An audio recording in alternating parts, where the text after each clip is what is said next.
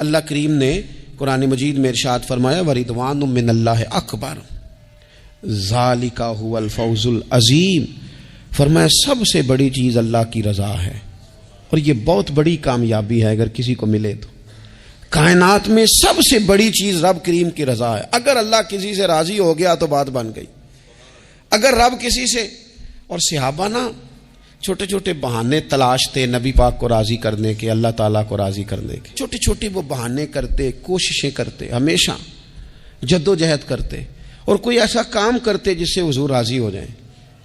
بار بار حضرت عثمان غنی رضی اللہ تعالیٰ عنہ، انہوں نے اپنی ساری زندگی وہ جگہیں تلاش کی، وہ بہانے تراشے جن سے حضور راضی ہوتے ہیں۔ اگر میٹھے پانی کا کنواں خرید کے دینا پڑا تو دیا، اگر جیش اسرا کے لیے انہیں لاکھوں کا مال دینا پڑا تو انہوں نے دیا۔ کسی موقع پر بھی انہیں پتہ چلا نا کہ حضور اس بات سے راضی ہو جائیں گے تو انہوں نے کام کیا، کوئی موقع چھوڑا نہیں۔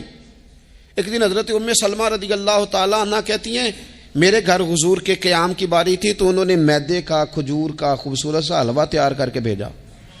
انہیں پتا تھا آج حضور یہاں قیام کریں گے۔ نبی کریم تشریف لائے تو اس میں خوشبو بھی بڑی پیاری تھی، انہیں برتن میں ڈال کے دیا تو کریم فرمانے لگے کہاں سے آیا ہے؟ میں نے عرض کی حضور حضرت عثمان غنی نے بھیجا ہے۔ کہتے ہیں وہیں کھڑے کھڑے حضور نے ہاتھ اٹھائے اور اٹھا کے کہا اے اللہ، عثمان تجھے راضی کرنا چاہتا ہے، مہربانی کر عثمان سے راضی ہو جا۔